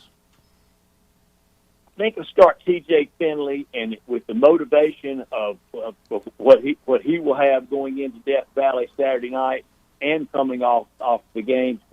I think we've seen enough now from Bo Nix that regardless of who the coach is, that's the Bo Nix you're going to get. Yeah, I feel a little bad for him. I think he needs a fresh start elsewhere, Brett. I know as much as he loves Auburn and his family does too, I've never felt like he fit the system for Gus Malzahn or even this pro-style attack. I think TJ Finley fits it better. It would be certainly like a movie script if Finley came back to LSU and won. I've got a feeling Auburn is good. That's my upset pick for the weekend. I got a funny feeling with the uneven play we've seen out of Coach O's squad that Auburn may galvanize themselves and find a way to win a close one, but I'm not sold on LSU. Certainly Auburn has their own issues after what we saw last weekend, but I would not be surprised if Auburn won in Red Stick. Yeah, I think that game, I think Mississippi State at A&M, and I think the Tennessee at Missouri game, it's crossroads games. It's October football, and how do you want to define the rest of October will go to defining the rest of the year for all those games. And a final question for you, Brett, and this is Brett Norsworthy, WHBQ. I am not a fan of Jimbo Fisher. I've never been a fan, even though he won a national championship. I've always felt like he was overrated. I thought it kind of showed itself again when he got out-coached by Sam Pittman. I think this A&M team, especially with the injury to the quarterback position, really hampered them. Their defense really got exposed last week. I'm not so sure about the Aggies right now. The angriest I'm at myself about any preseason predictions, and no, it's not USC in the college football playoff. And I know Clay Helps and his family really appreciate me putting that on them. I'll own that one. The angriest I am at myself is taking the bait once again for Texas A&M. Guys, I've been hearing about the coming Texas A&M monster since 1980 when they hired Jackie Sherrill, and they still hadn't won anything that matters. Great stuff from Brett Norsworthy. Well, safe travels, sir, and enjoy yourself in Bryant-Denny Stadium. It'll be great for you to see a lot of your great friends. Wish I was going to be there. Not going to be the case this year, but we wanted to catch up with you. You're one of our favorites, and thank you for joining us, and have a great rest of your week, my friend. Thank you. Same to you guys. Appreciate y'all having me. Thank you. All right. Thanks, Brett. Brett Norsworthy joining us. Drew, as we did mention, there's 11 undefeated teams left in college football. That list will shrink down to 5, or by 5, I should say, this week, because either Ole Miss and Alabama, someone's going to come away with a loss there. Arkansas, Georgia, somebody is going to come away with a loss there. Cincinnati, Notre Dame, somebody will come away with a loss there. So obviously we know that number is going to shrink. Just we don't know who is going to pick up those W's and the L's. If you're looking around the rest of college football, Drew, some entertaining games, maybe some intriguing matchups that we're not talking about. Michigan and Jim Harbaugh, they're undefeated. They travel to Wisconsin this week. You got Oklahoma taking on Kansas State this week on the road. Last time I think Oklahoma went there, they lost to Kansas State. And you got Oregon and Stanford meeting, and then you got UCLA and Arizona State. So those are some of the other matchups around college football that might have your interest on Saturday. Yeah, there are some outstanding matchups. It's going to be a great day of college football. It's going to be a showdown Saturday a little bit. You're going to learn a lot about some squads as they if they can pass some huge tests, including Ole Miss, including Arkansas, certainly including Kentucky. So we're going to be following all that, and of course Auburn, LSU. Both of them with kind of at the fork in the road. Now, your in-state matchups, this is what it's going to look like. Kennesaw State will welcome Jacksonville State at 2. Alabama A&M takes on Grambling on the road at 2 o'clock. You've got Alabama State traveling to FAMU. Samford will travel to Mercer, a school we're all familiar with. UNA will welcome Campbell at 6 o'clock. And then Louisiana and Billy Napier travel to South Alabama to face the Jaguars. Yes, sir. So that's your state matchups if you're looking at some college football. All right, tell you what, let's get a break in. When we come back, we will continue our college football talk and once again get you ready for Alabama Ole Miss. Yes, we're going to talk to Aaron Suttles of The Athletic next here on Talkin Ball.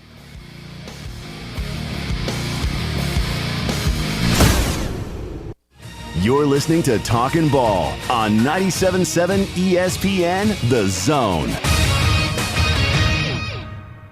Just got a wreck at 72 and Brock Road. It's coming in with injuries. Got one northbound Parkway to westbound 565 on the ramp. May have a minor injury. Madison Boulevard and Governor's West should be moving. Southbound Research Park south of Bradford also should be about ready to move. 2030 Fast Track can make your clothes fall off. Greg lost 92 pounds in 6 months on the plan. A free hormone quiz will tell you if it can work for you. 2030huntsville.com. Captain Nick in the 72 and Jeff Popeye Skywatch Traffic Center. Hi, everybody. Eli Gold here. Right now, indoor air quality occupies top-of-mind awareness for families and business owners. Rick Smith and the trusted professionals at Environmental Comfort Systems can take care of your indoor air quality concerns with their state-of-the-art indoor air quality solutions. Environmental Comfort's indoor air quality systems remove 99.9% of airborne contaminants so you and your family can breathe clean, fresh air. If anyone in your family suffers from allergies, or if you just want the security of knowing the air you breathe inside your home is free from viruses, bacteria, pet dander, dust, and odors, Environmental Comfort Systems are the professionals to call. Environmental Comfort also carries state-of-the-art, high-efficiency comfort systems that increase home comfort, keep humidity in check, and help you save money on your energy bills. Give my friend Rick a call or visit them online at envcomfort.com and breathe cleaner air today. Environmental Comfort Systems, Alabama license number 92314. The kitchen is the heart of any home. It's where the family gathers. It's where kids discover old recipes and make them their own. Just starting out or just now getting started on the dream kitchen you've always wanted? I'm Chris Haygood, and from all of us here at Bob Wallace Appliance to the home builders and the homeowners, a heartfelt thank you for buying local. We're in Huntsville, Florence, and Coleman, and online at bobwallaceappliance.com. Brooks & Collier has always been about making the most of your outdoors. Our lush greenhouse and new furniture ideas will inspire you, but we're also about value. Our brands are so handsome, they'll make themselves comfortable inside or out, and so well made, they'll weather the weather for many years to come. Our staff can consult you on the right choices, and Lucy for sure can show us the sofa that's the most comfortable. Make the most of your outdoors. Meridian Street and at brooksandcollier.com. Tired of the same old menu options everywhere you go? Then you need to try Metro Diner in Huntsville and Madison. The award-winning Metro Diner serves up signature dishes like their Charleston shrimp and grits, famous fried chicken and waffles with strawberry butter, and lots more. Their entire menu is available anytime, breakfast, lunch, or dinner. And stop by for brunch on Saturday or Sunday and enjoy the lowest price mimosas in town. Airport Road, Huntsville, and Highway 72 in Madison. In diner or at home, make it Metro Diner.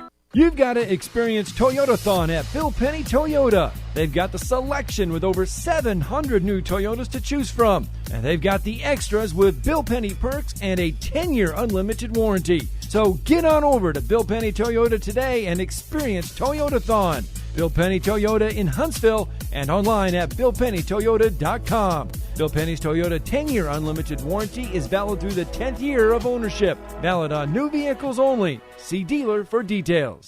When you call most roofing companies, all you'll hear is, you need a new roof. Not when you call Fleming. At Fleming Roofing and Restoration, we're focused on your needs, whether it's an easy repair or a full roof replacement. Folks around here have trusted Fleming since 1965 for all their residential and commercial roofing needs. And as the area's storm damage experts, Fleming knows all the ins and outs of the insurance claims process. Log on FlemingHSV.com to schedule your free estimate today.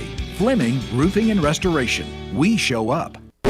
256-576-4977. Hold it, hold it! That's 256-576-4977. This is Chuck Oliver. Listen to me coming up at noon today. Now, back to Talkin Ball with Scott Tyson and Drew DeArmond on 97.7 ESPN The Zone.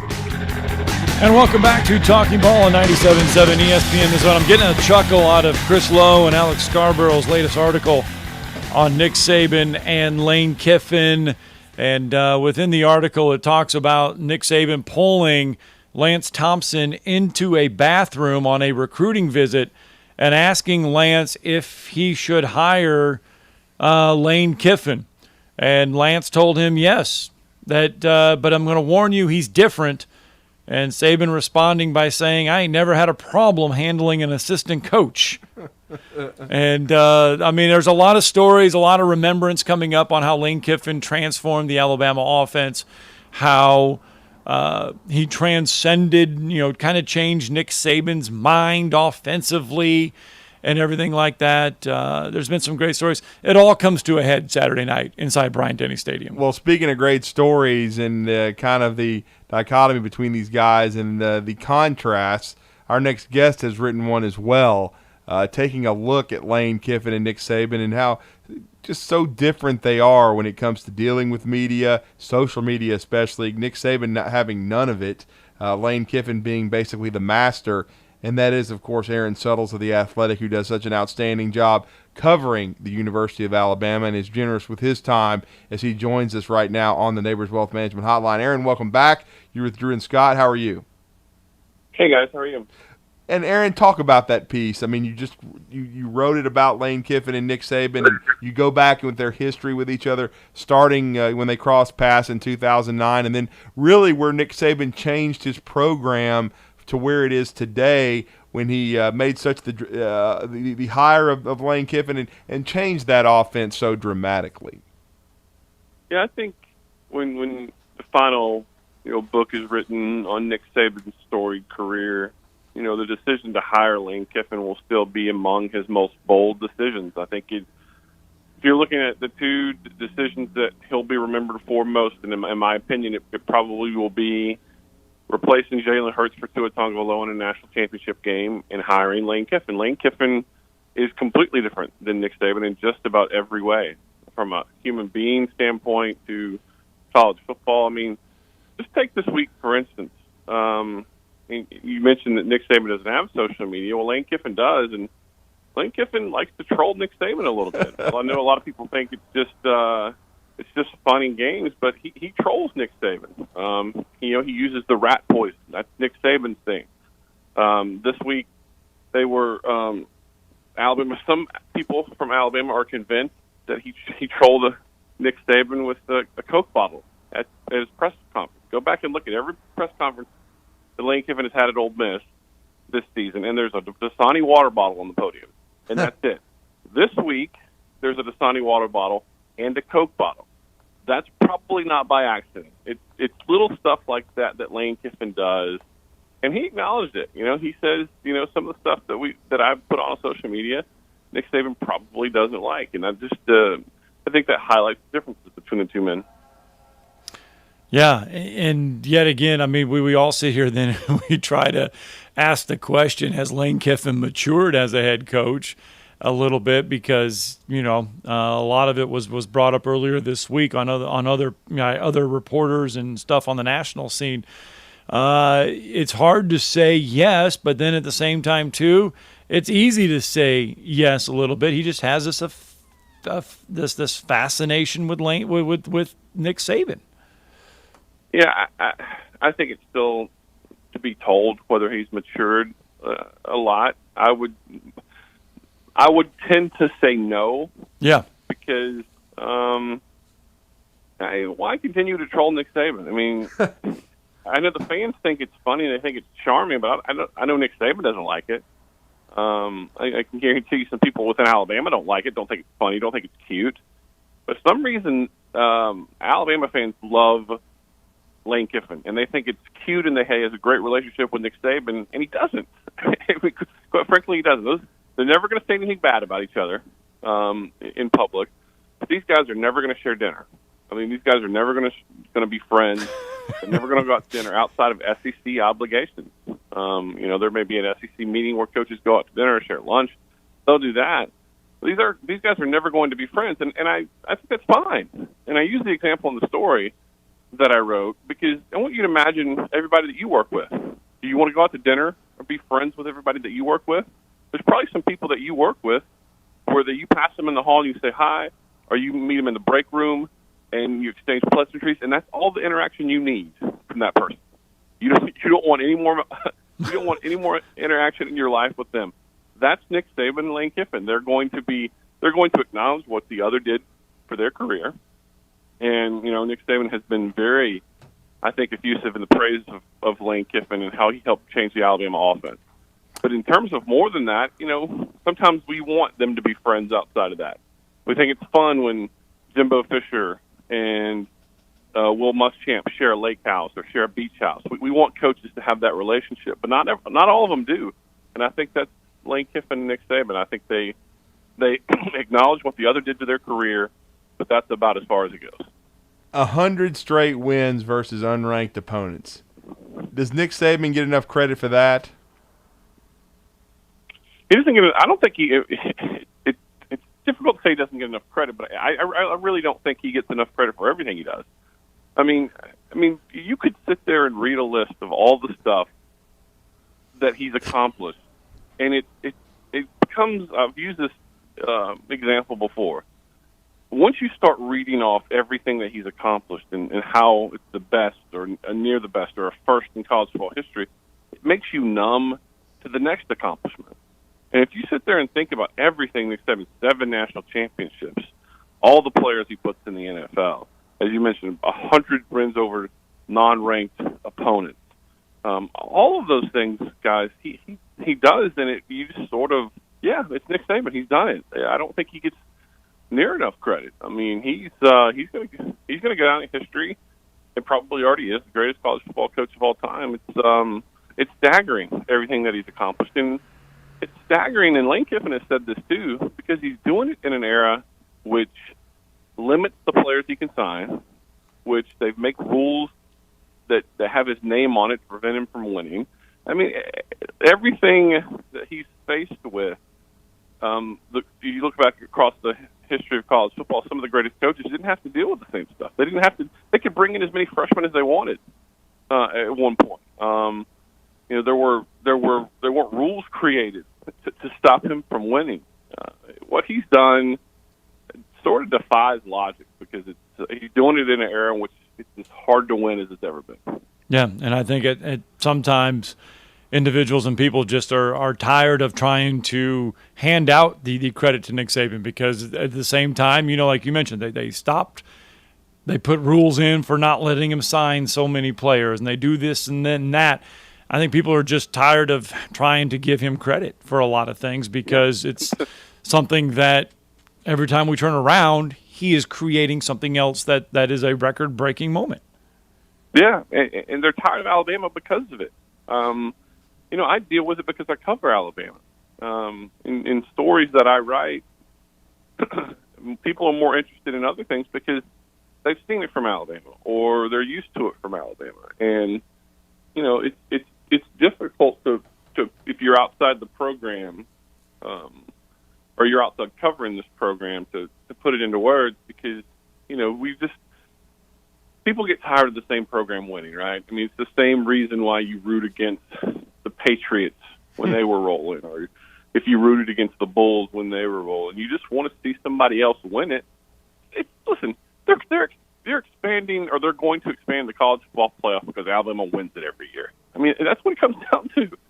And they've changed the sport in some ways because Alabama wins too much. Now they'll throw other programs in, Ohio State and Clemson and all that, but it's Alabama that's won the most national championships, and they're tired of it, and they want to see some new blood, and they want to expand the college football playoff, and they will at some point, but it's because Nick Saban's so good and he's made Alabama so good. And Aaron, as we look ahead to this Ole Miss matchup, what did you take from the Southern Miss route? Certainly the passing game, Bryce Young was exceptional, and we saw the reemergence of Jaleel Billingsley continue, and Cameron Latu. And I think those two tight ends, this is a different offense this year, different style, but those two gentlemen, Bryce Young, going to be very important to this game on Saturday. Yeah, I think, Drew, Bill O'Brien, Alabama's offensive coordinator, has a sort of comfort level with 12 personnel, with two tight ends on the field at the same time. And they're not just two tight ends that are traditional inline blockers, and that's about it. I think both guys are playmakers in the passing game. And we sort of heard for about a year now that Cameron Latu had this ability. And, we hear it from scrimmages or in practice. Watch out for him. He's really starting to develop. And I think in one way, I think it really helped Cameron Latu that Jaleel Billingsley went through that issue earlier this season, because it gave Cameron Latu the confidence in himself that, I can do this. And, some of the stuff that we've been hearing behind the scenes was playing out for all of us to see that he's a legitimate weapon. And now with Jaleel back, tight ends can be real mismatched players. And I think because of his time at Penn State, where he had a couple of great tight ends, because of his time in the NFL, which is, obviously different than college football, I think Bill O'Brien's very comfortable in calling a game plan with both of those guys. And I think it's real important, guys, what Jamison Williams put on film against Southern Miss, both from the special teams aspect and, getting behind a defense which stretches the field, obviously. And so what that could do for Alabama's run game, what it could do for the other wide receivers, and not rolling coverage toward John Mechie all the time. I think what they put on film versus Southern Miss is going to help them all the way around. Do you anticipate this game on Saturday being a similar style of game to what we saw last year in Oxford? A little bit, yeah. What I anticipate most is I think Lane Kiffin's going to – he's a really gifted play caller, guys, and I think he's really good when he's got a script. I think those first two drives is going to give Alabama fits. I would not be surprised if Ole Miss scored touchdowns on their first two drives. And then after that, I can see Alabama adjusting or sort of getting into a rhythm of, okay, this is what they're doing. Because they're going to throw something at Alabama in those first two drives that they have not prepared for, that they haven't seen on film from them this year, they haven't seen from them on film from last year. And I think that's going to catch Alabama by surprise because Alabama's defense doesn't adjust on the fly very well. And so I really wouldn't be surprised if Ole Miss went and scored their first two trips down. But I just think I look at the overall roster. Alabama's got better players. And I think for once, I think Bryant-Denny Stadium is really going to come into play.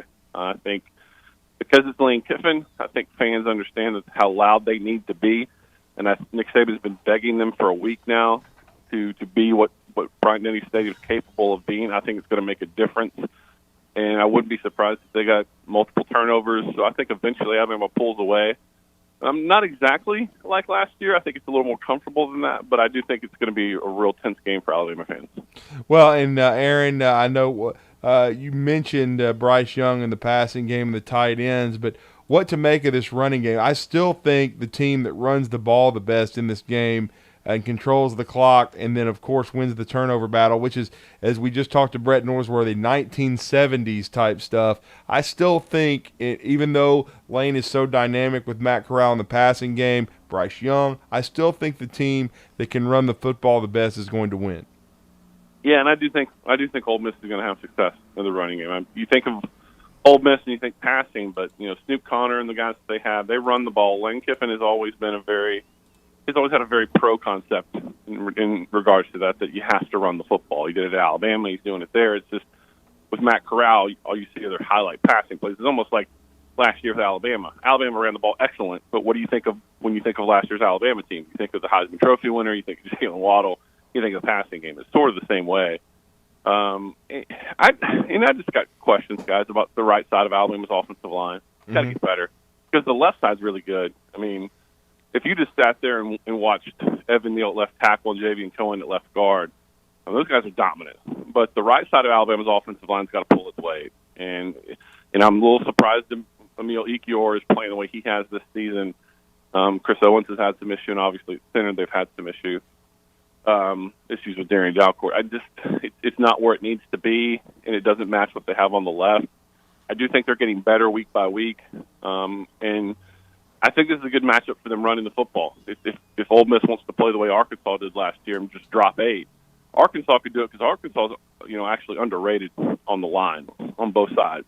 I don't think Ole Miss has that. I think if they're going to employ that strategy to sort of limit Alabama's passing game, there's going to be opportunities to run the ball. So I think Alabama's going to be able.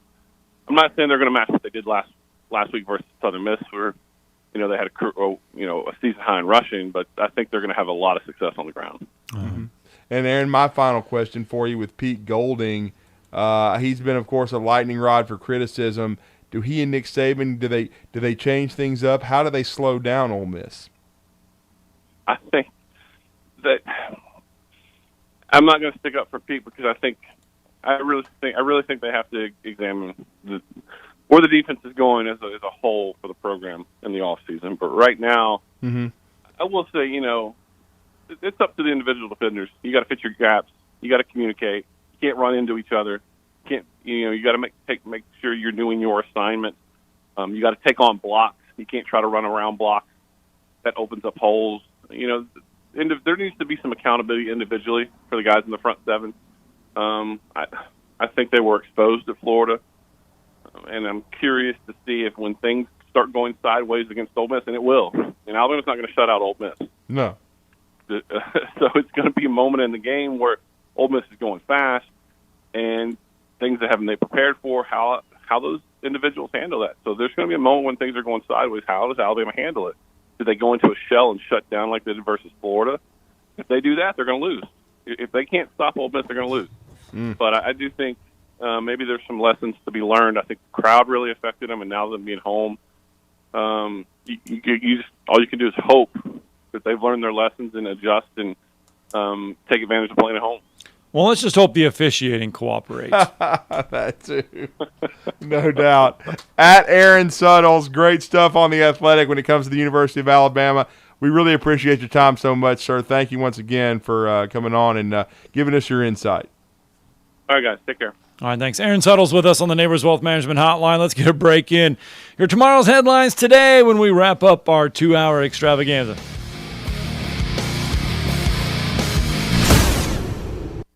You're listening to Talkin Ball on 97.7 ESPN The Zone. McCurry Motors is your car and van rental headquarters. You can rent the vehicle you need today. Family in town, sporting event, church function, no matter what your need, McCurry Motors has you covered with a wide selection of cars and vans available for rent. They have 12-passenger Mercedes Sprinter vans, 12-passenger Ford Transit vans, 15-passenger Ford Transit vans, and 15-passenger Chevrolet Express vans. They have 2 locations, Highway 72 in Athens or Max Luther Drive in Huntsville. Susan, it's so great to finally be able to get together again. Oh, it sure is. And I really appreciate you picking up the bill. I'm happy to. I've got the extra cash. Since we've all been driving so much more again, I've been using Get Upside, the free gas app that pays you cash back for every gallon of gas you buy. Wait a minute. Are you saying you actually get paid cash when you buy gas with the Get Upside app? Yes, up to 25 cents a gallon. Cash back every time I buy gas. Does that actually add up to anything? Some months I make $200 to $300. Wow, that's serious extra cash. I'm downloading the free Get Upside app now. Download the free Get Upside app now in the App Store or Google Play to save up to 25 cents a gallon when you buy gas. Use promo code BOOST for a 25 cents a gallon bonus on your first tank. That's up to 50 cents a gallon on your next fill-up. You can cash out anytime to PayPal or an e-gift card for Amazon and other brands. Just download the free Get Upside app and use promo code BOOST for a 25 cents a gallon bonus on your first tank. That's code BOOST. Hey, this is Justin with the Furniture Factory Bar and Grill. We'd like to invite you to North Alabama's premier patio bar and grill, where at the factory, we have something going on each and every night. Monday night, steak night. Tuesday night, karaoke. Wednesday night, the Jeep community comes out for Jeep Jam. Thursday, it's bike night, the biggest in the valley. Friday and Saturday, live concerts on our 4,000 square foot patio, along with drink specials and a beautiful staff. What are you waiting on? We will see you at the Furniture Factory Bar and Grill. Southern Fidelity Mortgage. Think of them as a loan for everyone, offering more products than anyone else and the guaranteed lowest rates and costs in town. Of the 2,000 loans that Southern Fidelity Mortgage has pre-approved over the last 10 years, all but one have closed. That's unprecedented in the banking business. For FHA, VA, rural development, and conventional mortgages, for the best mortgage experience in town, it's Southern Fidelity Mortgage. Call Southern Fidelity Mortgage Company at 256-656-5936. Tom Abraham here from my friend Brian Hamaker and his team at North Alabama Mortgage. Look, buying a home is the biggest purchase you will make in your life, and it can be a bit intimidating, so you want people that can help walk you through the mortgage process and get you the best deal possible. That's what North Alabama Mortgage does, and they do it in Alabama, Tennessee, and Florida, from first-time purchases to refis, conventional, VA, FHA, and USDA loans. They have the solution at North Alabama Mortgage. Visit NorthAlabamaMortgage.com to learn more. That's NorthAlabamaMortgage.com. In today's real estate market, you need the right professionals to help make sure your home purchase is smooth and hassle-free. That's where Jacob Title comes in. Stan McDonald and the staff at Jacob Title cater to the realtor and clients who are looking for a top-flight closing experience. Jacob Title uses the latest and best technologies to ensure a safe and secure exchange of funds, and they pride themselves on great communication well before and during the real estate closing process. Jacob Title in Huntsville and Madison, and online at jacobtitle.com. At Mr. Sparky, we're America's on-time electrician. Protecting your family is a priority. Smoke and carbon monoxide detectors are two of the best life-saving investments for the safety of your home and your family. But they do actually expire. The expert electricians at Mr. Sparky will test and advise or install the best unit for your home. We'll get it done right and get it done safely. You don't have to put up with any malarkey. Call 888-8-SPARKY. Independently owned and operated. Licensed in the respective state or county. Got a wreck at 72 in Brock. That one's reported with injury. Sounds like the blockage there may be westbound. Had one on the Parkway, northbound to westbound 565, just a minor injury. Madison Boulevard and Governors West should be moved southbound on Research Park south of Bradford. I think that one may have had a minor injury. And 431 and Sutton Road southbound also reported as an injury type. You get 3 pieces of the crispy tender chicken and a buttermilk biscuit for $4.99 at Popeyes. University in Jordan, 72 in Jeff and North Parkway. Captain Nick in the Popeyes Skywatch Traffic Center. This segment of Talkin Ball is brought to you by University Kia, the #1 volume Kia dealer in the state of Alabama. Located online at universitykia.com.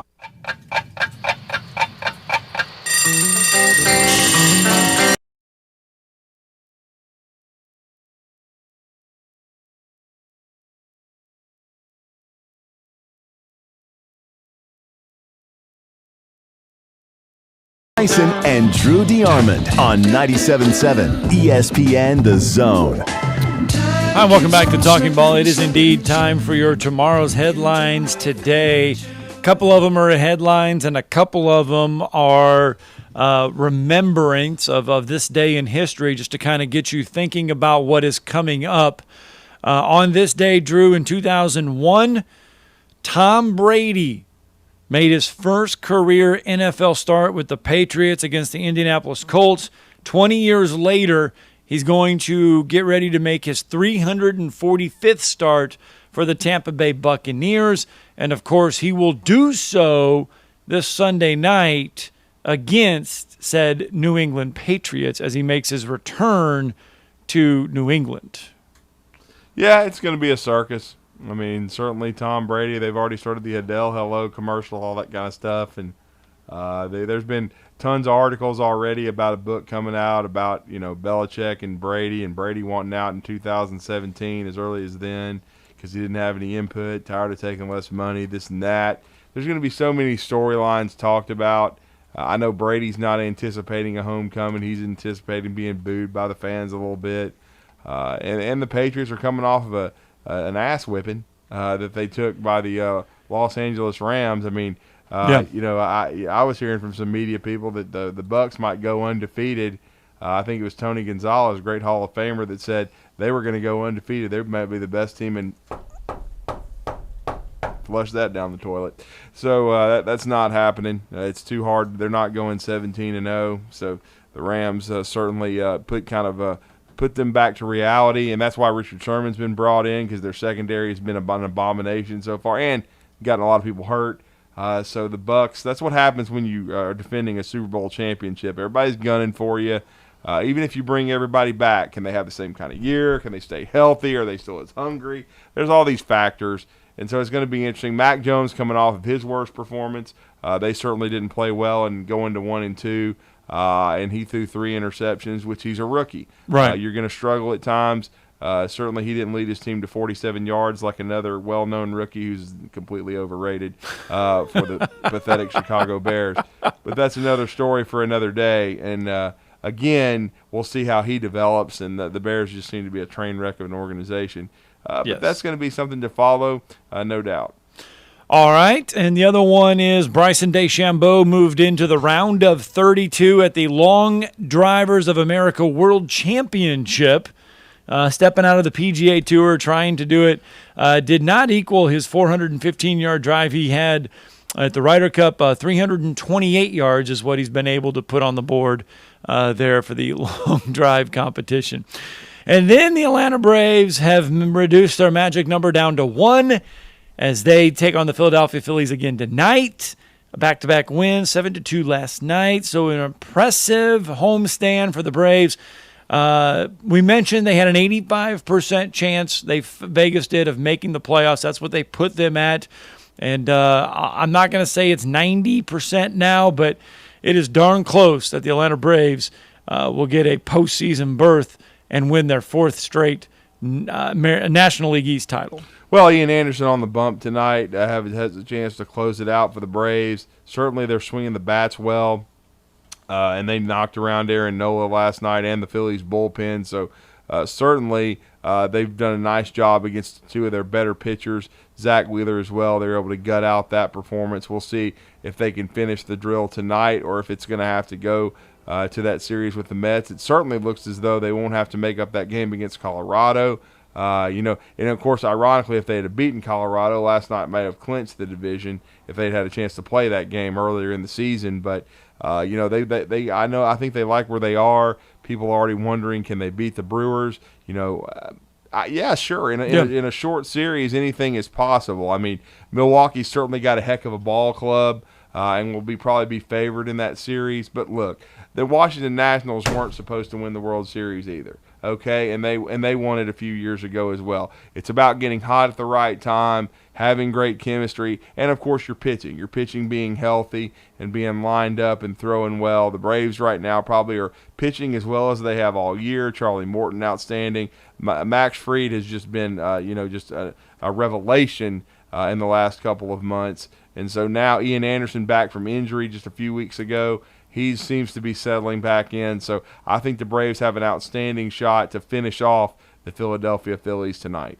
All right, and finally, this is the final one, and this one just made me smile because it's not sports related, but it's generational related, and I know you and I grew up with this. 39 years ago today,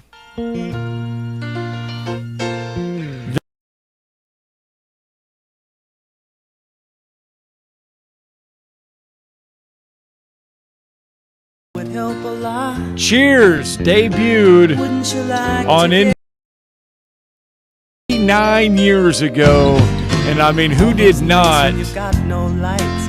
not spend time watching Cheers? Right. I mean, I think everybody has. Norm. Oh, coming up tomorrow morning, you and I Kelsey Grammer. I mean, Woody, Diane. It gave Kelsey Grammer a long career. George Wendt. Yeah. I mean, these are guys that were iconic characters, and it led to a spin-off show that was had a long shelf life as well. I mean, it's one of the iconic shows in all of television history. I mean, just amazing. Still, I believe that the final episode of Cheers is one of the most watched final episodes of all time. Obviously, I think MASH had the record for a long time. I think it may have been broken. It still may be around, but Cheers was way up there as well. Don't forget, tomorrow you and I are going to be at Metro Diner. Tomorrow morning, $50 worth of food for $25 at 8 a.m. to Metro Diner. You and I are going to partake in some chicken and waffles, some grits, some bacon, some omelets, some hash browns, French toast, sausage, eggs, you name it. We're going to be at Metro Diner tomorrow morning, 8 a.m. You ready for that one? No doubt about it. I guess that's why I'm going to the doctor today. You got a busy day. You got doctor. We've got a check presentation at Ardmore later in the day. 3 o'clock. You got Huntsville High football tonight, 7 o'clock at Albertville. Don't forget, you got to download the app so you can have Zone 2. It'll kick off on Zone 2 at 7 o'clock. Do not forget, Huntsville High, Albertville on Zone 2. Hey Coach will be on 97.7 ESPN The Zone. When Hey Coach finishes, Albertville and Huntsville will be on 97.7 ESPN The Zone, but you can listen to its entirety on Zone 2 tonight at 7 o'clock. Yeah, everybody, we thank Aaron Suttles. We thank Coach Mark Fleetwood. You'll hear that game tonight as Austin Coletti and I will be on the call. And we thank Brett Norsworthy, great sports talk, and, of course, Jeff from the Borough with his outstanding takes as usual. Always so good to hear from Jeff from the Borough. Do I think Kentucky has a chance? Hell no. Florida's going to win in a romp.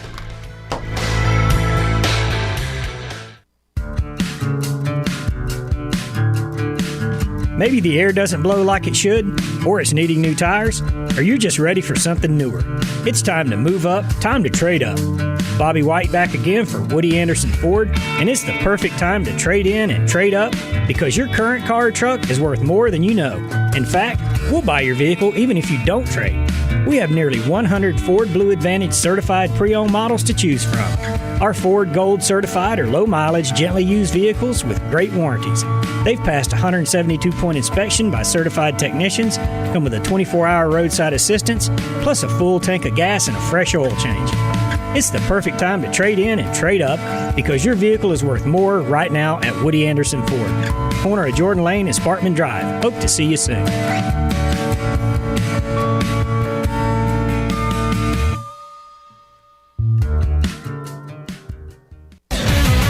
WZZN, Union Grove, Huntsville, Alabama.